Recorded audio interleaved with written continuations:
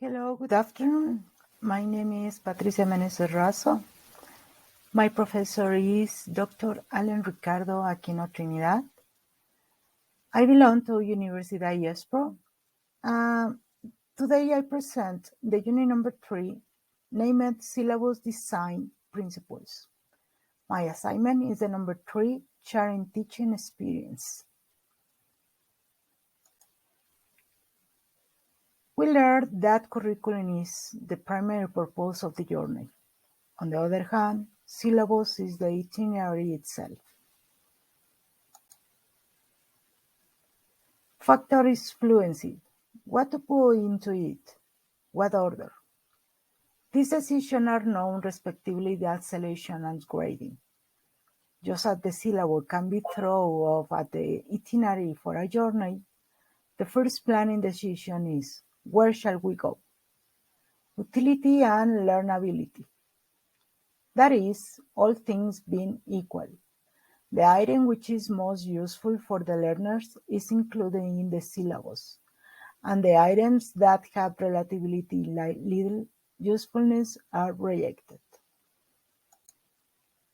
What makes a syllabus item useful? An important factor is frequency. The more frequently the item occurs in real language use, the more useful it potentially is. Frequency has been studied particularly with relation to vocabulary, given the enormous numbers of words in any language. It makes sense to select only those which have a high frequency of occurrence, especially at the early stage of learning. General objectives. One of them, needs. In the absence of any other information about the learner's needs, frequency is probably the best indicator of usefulness. Example given, if the learner is preparing for a course in academic study, phrasal verbs may be not very useful. On the other hand, a learner who wants to achieve conversational competence will have very different needs, including the use of the continuous formats and such things as conversational discourse makers. I mean, well, you know, anyway, etc. Difficulty or learnability.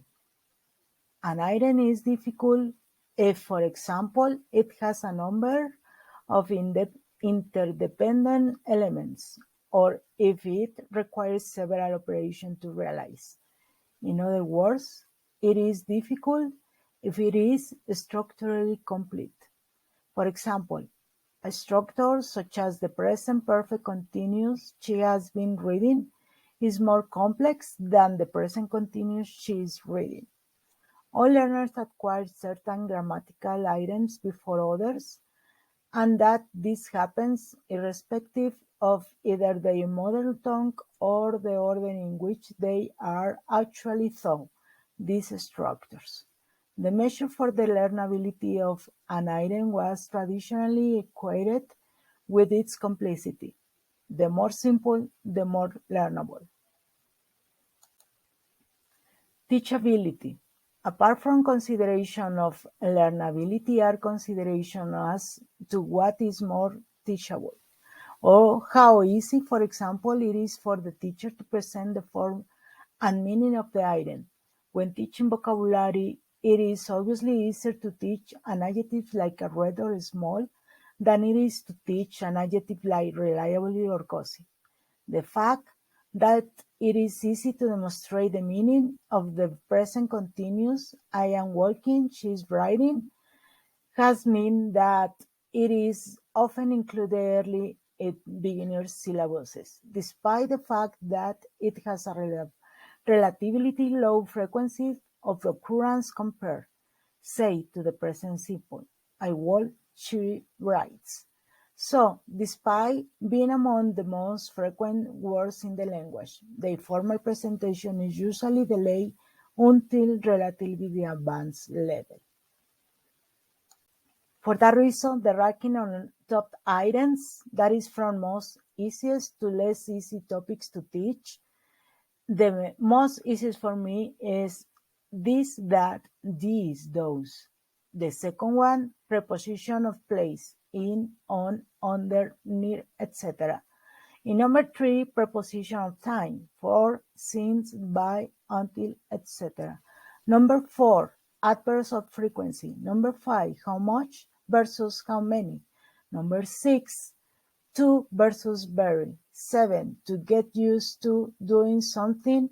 And number 8, yet, already, and still. My reference, University Expert of the Curriculum and Course Design, Syllabus Design Principles, page participant 9941. Thank you very much.